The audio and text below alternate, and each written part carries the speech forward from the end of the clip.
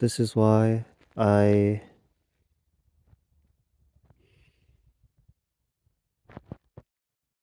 this is why you have to give up. Colloquially, we use giving up to mean giving up, like you give up on your dreams, you give up on your goals. The real definition of giving up is giving up to God, right? With addiction, your willpower makes things worse. Willpower makes things worse. It's like digging a hole, and so now you're in. It's like being inside of a hole, and you're trying to dig yourself out. But digging a hole only stirs up the soil, and you dig yourself into a deeper hole with your willpower. Willpower is exactly what you got you into the addiction in the first place, right? It's your own it's your own ego that got you into addiction in the first place. Willpower only makes it worse. So the only thing you can do is to give it up to God, right? To give it up to a higher power. That's what giving up really means, to give up.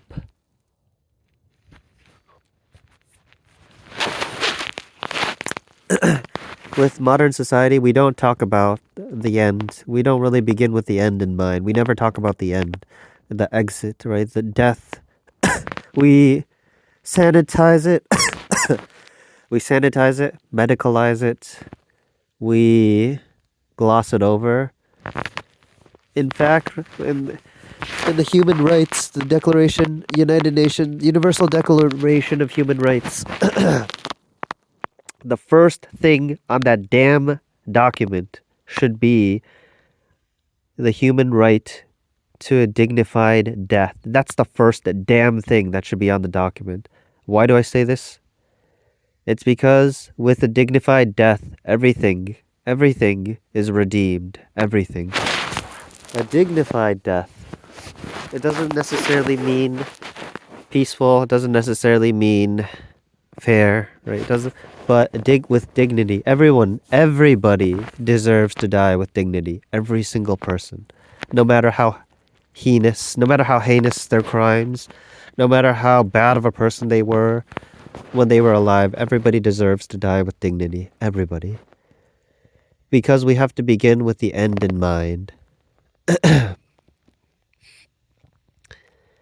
Everything else we can't guarantee. Right? We can't guarantee elimination of poverty or elimination of hunger. We can try, right? We can certainly try, absolutely.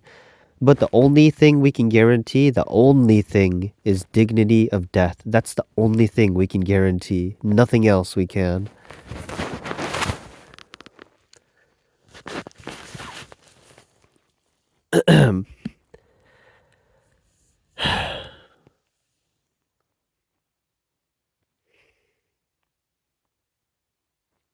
Apologies for my sudden outburst of emotion.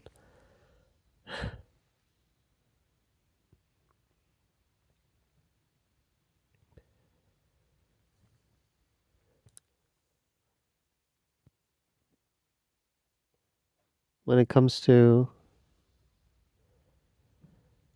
modern society, we don't have a lot of roots. We don't have a lot of foundations or grounding. Every single culture we've studied, every single one has a coming of age, a rite of passage. Every single one, and that's for a reason. People need a delineation between adolescence and adulthood. People need that, especially for men. Not for women necessarily, because women have a biological component already with them, right? Which is menstruation, right? Menarche. Women already kind of have a biological maturation sequence, right?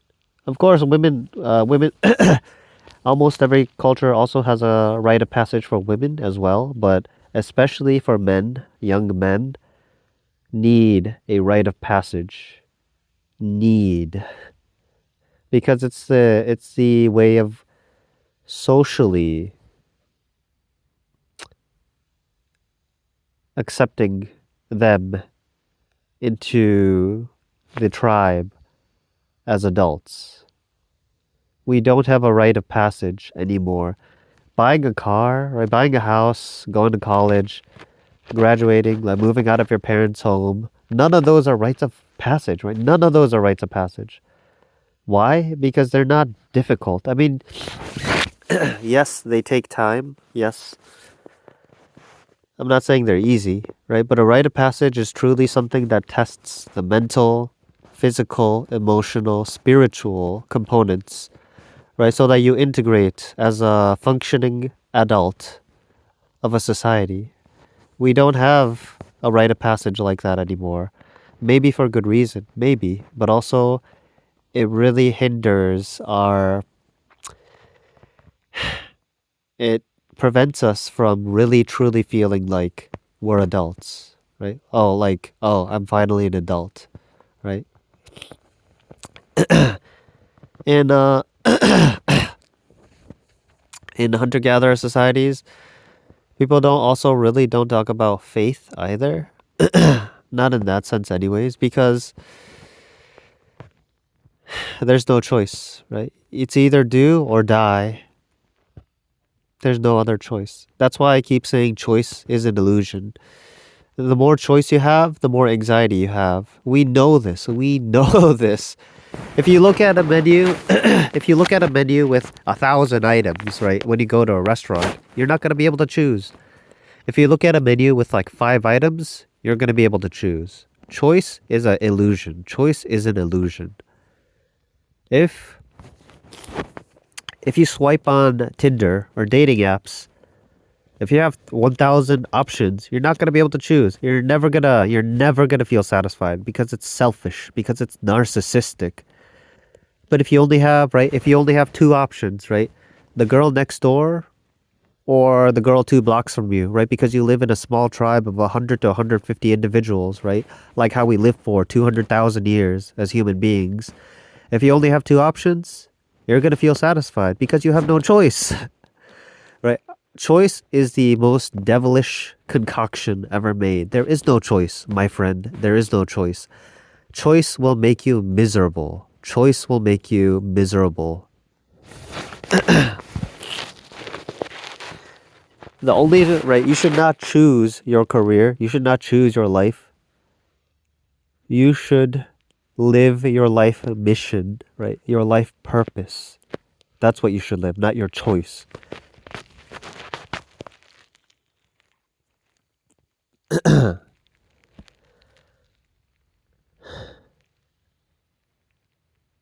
I get so heated up about these things because there's such common misconceptions, right? People have all sorts of weird misconceptions about, and but it's so basic, it's so simple, right? It's just people have gotten so well adjusted to a sick society. They haven't realized how sick they've become. They haven't realized how sick they've become.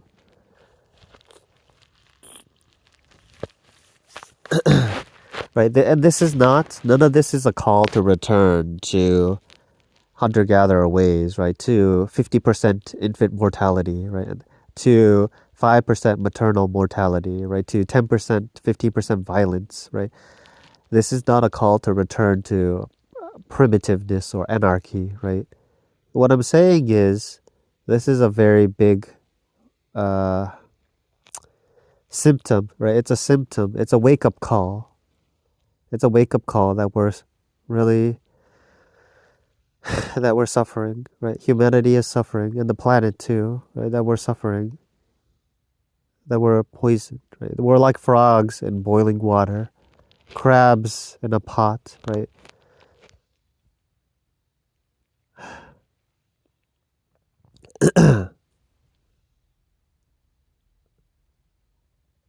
The only antidote here is reconnection, of vulnerability, of connection. The only way out is the way through. We can't go back. We can't go back. Once you open the genie bottle, you can't put the genie back in. We cannot go back.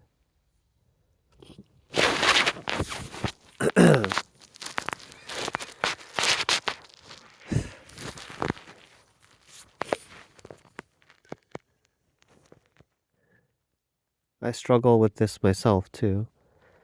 On the one hand, it feels so almost futile, struggling against uh, bigger forces at play than I can really ever comprehend or control or do anything about. Like we're all puppets on a string. But on the other hand, isn't that exactly why we were born? Isn't that exactly why I was born? To It's to live my life, to live my mission, my purpose. Isn't that the whole point? The whole point of faith is that it's the harder it is, the stronger it is. People back then had no choice. And so it's either do or die, but now today we have a choice. We have a choice to make. To live our humanity or to not.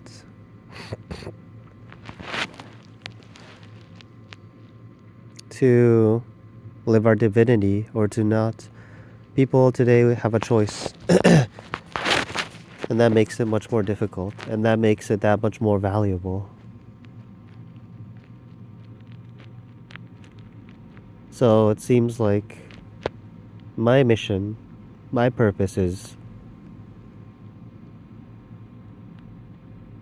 to just